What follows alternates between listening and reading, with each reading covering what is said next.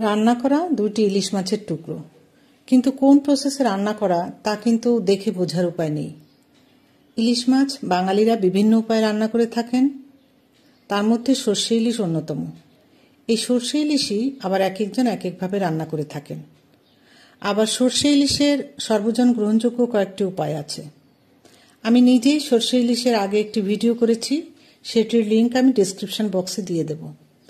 আগেরটি থেকে এটি সম্পূর্ণ আলাদা, আপনারা দেখলেই বুঝতে পারবেন। এই পদ্ধতিতে রান্নার তিনটি আকর্ষণীয় দিক হলো, এটি রান্না করা খুব সোজা, উপকরণ লাগে না বললেই চলে, সময়ও লাগে কম। তো চলুন মূল ভিডিওটায়। নমস্কার বন্ধুরা, কুকিং ওয়েবে সকলকে স্বাগতম। দেশ ও বিদেশ যে যেখান থেকে দেখছেন, আশা করি ভালো আছেন। আজকে আপনাদের সর্ষে ইলিশ অন্যভাবে রান্না করে দেখাবো। এটি আমার শাশুড়ি মায়ের কাছ থেকে শেখা। এখানে 1.5 কেজি ওজনের দুটি ইলিশ মাছ আছে। এখান থেকে আমি 4টি টুকরো নিয়ে নেব। আগেই বলে রাখি, আমার ভিডিওটি যদি ভালো লাগে তাহলে প্লিজ সাবস্ক্রাইব করবেন, আর যারা আগেই সাবস্ক্রাইব করে রেখেছেন তাদেরকে অসংখ্য ধন্যবাদ। লাইক, কমেন্ট ও শেয়ার করে পাশে থাকবেন। এই যে এভাবে আমি 4টি টুকরো করে নিয়েছি। মাছের টুকরোগুলো আমি ভালো করে ধুয়ে নেব। ভালো করে ধুয়ে ঝেড়ে নিচ্ছি আমি। সবগুলো মাছ ধোয়া হলে আমি ঝেড়ে এখানে সামান্য নুন ও হলুদ মাখিয়ে নেব। আমি আগেই বলে রাখছি, আমার হলুদ মাখানো ভিডিওটা অফলাইনে চলে গিয়েছে, তাই আপনাদের আমি হলুদ মাখানো ভিডিওটি দেখাতে পারলাম না বলে দুঃখিত। এই রান্নাটি সবসময় টাটকা মাছ দিয়ে করা ভালো, ফ্রিজে রাখা মাছে নয়, তাহলে অথেন্টিক স্বাদটা পাওয়া যায়। এই যে এখন আমি এখানে মাছটিকে সামান্য নুন ও হলুদ দিয়ে মাখিয়ে নেব।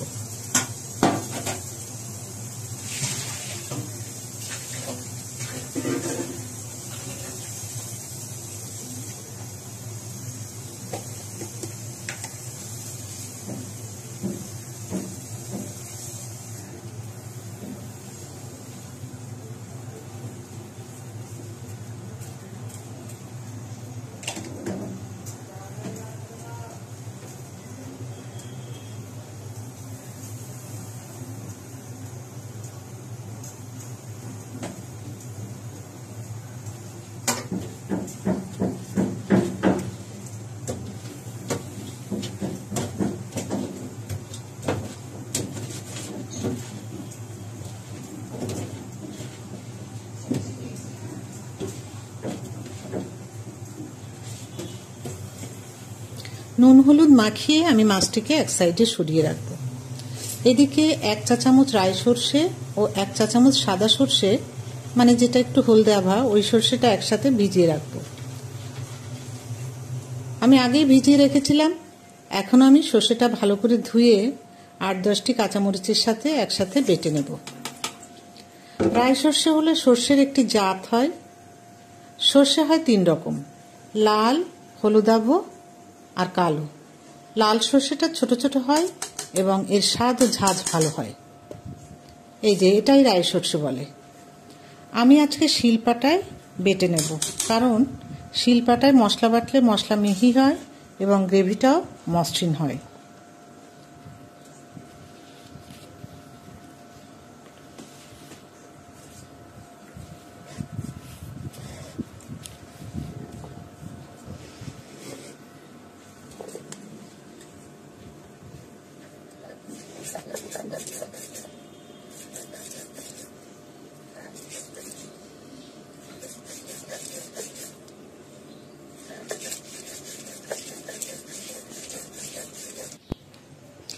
আমি প্রথমে একটি কড়াই নিয়ে 1 আঁচল সর্ষের তেল দিয়ে দেব।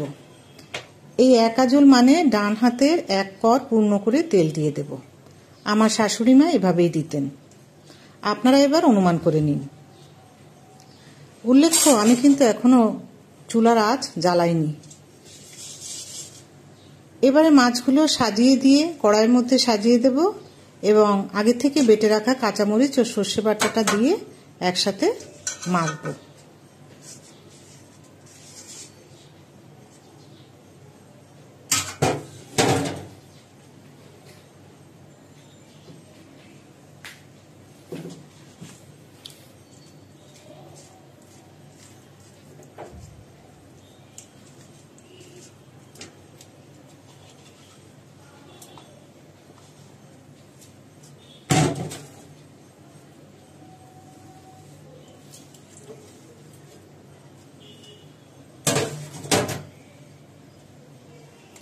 এই সময় আমি আরও 1 আঁচল তেল দিয়ে ভালো করে মাছের সাথে মেখে নেব। এই রান্নায় তেলটা ভালো হওয়া চাই, যেহেতু অন্য কোনো মশলা পড়বে না, তাই সর্ষে আর তেলটা খাঁটি হলেই অথেন্টিক স্বাদ আসবে। কাঁচামরিচটাও টাটকা হতে হবে।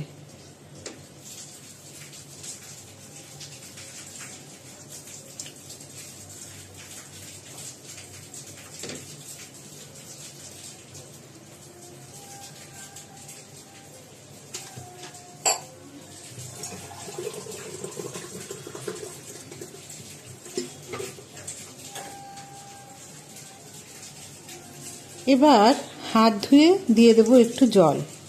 জলটা সাধারণ ফিল্টার করা জল হলেও হবে, অথবা ফুটানো গরম জল হলেও হবে। আর জলের পরিমাণটা হবে নিজেদের প্রয়োজন অনুযায়ী। আমি 4 পিসের জন্য এই এতটুকু জল দিলাম। আমার এই এতটুকু জলেই প্রয়োজন। আপনারা আপনাদের প্রয়োজন অনুযায়ী ঝোল দিয়ে দেবেন। আর আমি এই ঝোলের জন্য দিয়ে দিলাম এই এতটুকু লবণ। আপনারা আপনাদের ঝোল অনুযায়ী আন্দাজ করে লবণ দিয়ে দেবেন। এবার সবকিছু ভালো করে হাত দিয়ে মিশিয়ে দিয়ে 3 মিনিটের জন্য ঢাকা দিয়ে রান্না হতে দেব।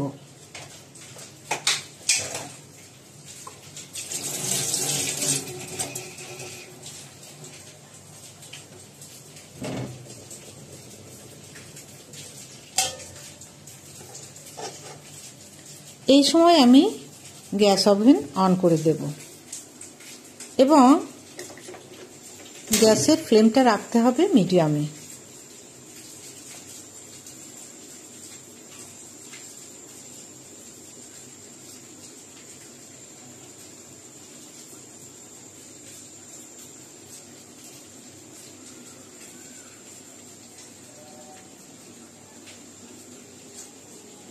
আমার 3 মিনিট হয়ে গিয়েছে। এখন আমি ঢাকা খুলে দেখব। এই যে এখন মাছগুলোকে সাবধানে উল্টিয়ে দিতে হবে। সাবধানে বললাম এই কারণে যে এই সময় মাছটা খুব নরম থাকবে, একটু অসাবধান হলেই মাছগুলো ভেঙে যেতে পারে।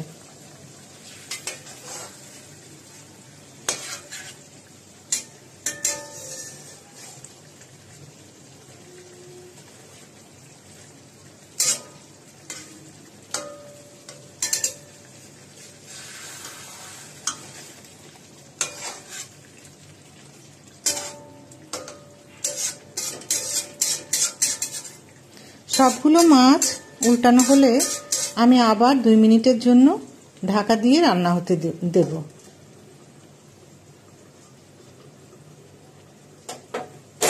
চুলার আঁচ থাকবে মিডিয়ামে।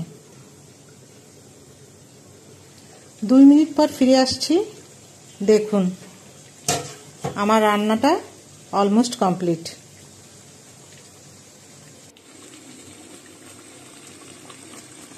দেখতে কেমন লাগছে বলুন।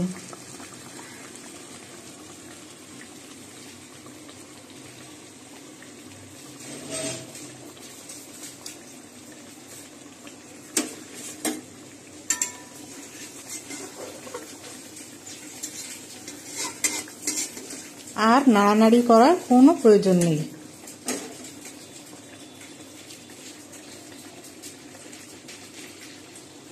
আমার 2 মিনিট হয়ে গিয়েছে। এখন চুলা বন্ধ।